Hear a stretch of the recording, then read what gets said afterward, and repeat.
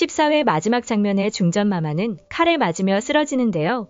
드디어 귀궁의 파국과 구원의 길목 15회가 이번 주 금요일로 다가왔습니다. 100년의 원한과 끝없는 욕망, 그리고 열이, 강철, 왕, 이정, 세 사람의 뒤엉킨 운명. 천도제의 불꽃이 꺼진 그 순간부터 왕실의 저주와 팔척귀의 광기가 다시 세상을 뒤덮을 것입니다.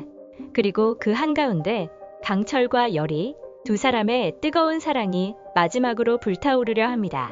이제부터 귀궁 15회 예고 뇌피셜, 그 누구도 예측할 수 없는 결말의 서막을 함께 그려볼까요? 14회 마지막 장면은 충격적이었습니다. 도성박 진승사에서 천도제를 시작한 열이와 강철, 그리고 왕 이정, 팔척귀의 분노는 그 모든 속죄의 의식을 비웃듯 마침내 피비린내 나는 최후의 발악을 터뜨렸죠. 붉은 불꽃이 하늘로 치솟고 열이의 옷자락에 붙은 불길은 피로 물든 검은 칼날의 예고였습니다. 그리고 그 칼끝은 중전의 배를 향해 내려쳤습니다.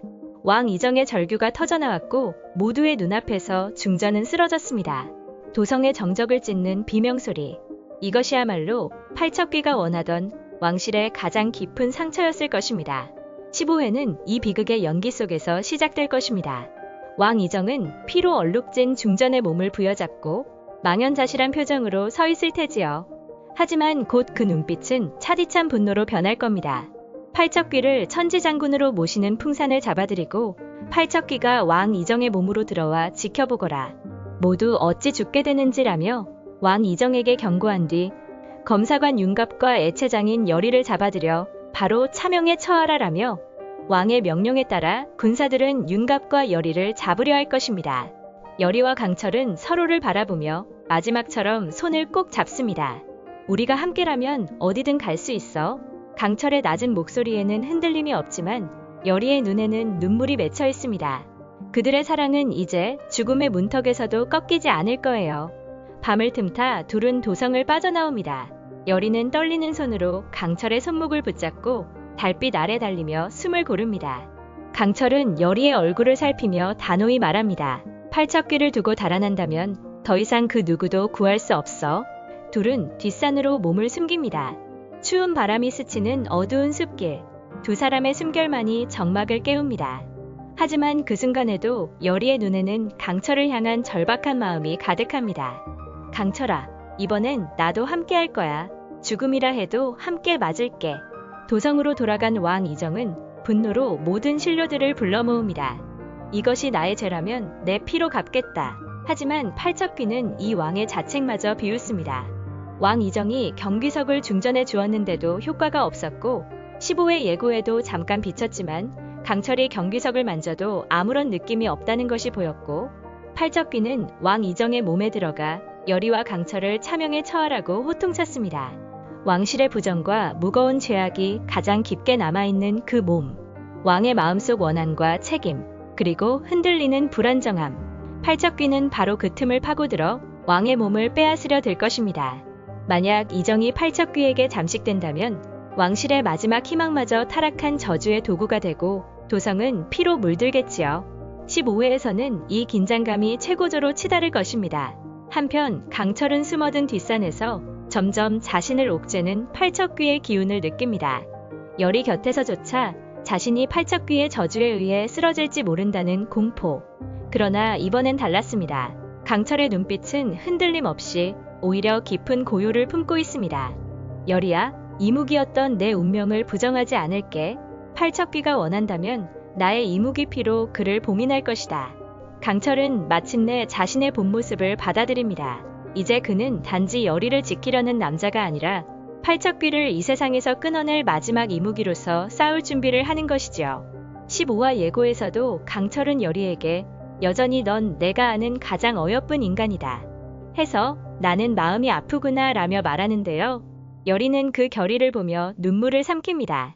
강철아, 네가 그렇게까지 하지 않아도 돼. 나도 함께 싸울 거야. 하지만 강철은 열이의 얼굴을 감싸며 미소를 지어 보입니다. 열이야, 너는 내 마지막 희망이야. 설령 내가 사라져도 네가 살아간다면 그것으로 돼. 두 사람은 서로를 꼭 껴안습니다.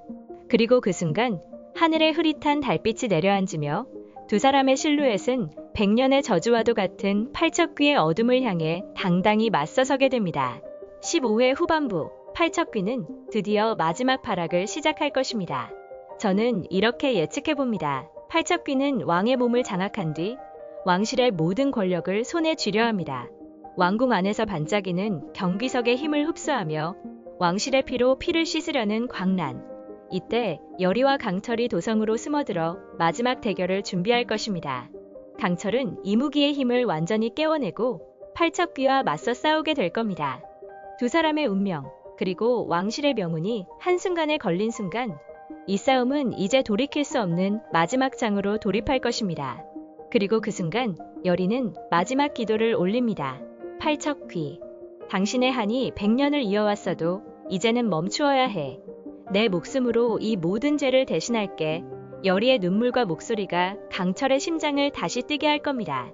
이전에 가섭스님이 골담초에 꽂힌 수기, 즉 물의 기운을 가득 머금고 있어서 그것을 복용하면 팔척귀를 상대할 때 야광주를 뺏기지 않고 그것이 온전히 소진될 때까지 버틸 수 있게 해준다는 그 말을 기억하여 골담초의 꽃을 먹은 윤간 몸의 강철. 강철의 이무기와는 팔척귀의 저주를 삼켜 봉인하는 마지막 불꽃처럼 타오를 테지요. 여러분, 이렇게 15회 예고 뇌피셜을 풀어봤습니다. 도성에 들이운 팔척귀의 그림자, 그 안에서 여리와 강철의 운명적 사랑이 마지막으로 빛나게 될지 아니면 모두가 저주에 삼켜질지 이제 결말은 단 한 걸음 앞에 남았습니다. 16회 귀궁의 마지막 장으로 향하는 문턱에 서서 우리 모두가 함께 숨죽이며 지켜보게 될 거예요. 오늘도 긴 뇌피셜 함께 해주셔서 감사합니다. 여러분은 어떻게 생각하시나요? 강철과 여리, 그리고 왕이정의 결말은 무엇일까요? 댓글로 여러분의 생각도 나눠주세요.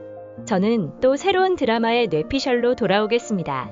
지금까지 제 뇌피셜이 괜찮으셨다면 구독과 좋아요 부탁드리며 지금까지 귀궁 뇌피셜 퇴근 후 드라마 여행이었습니다.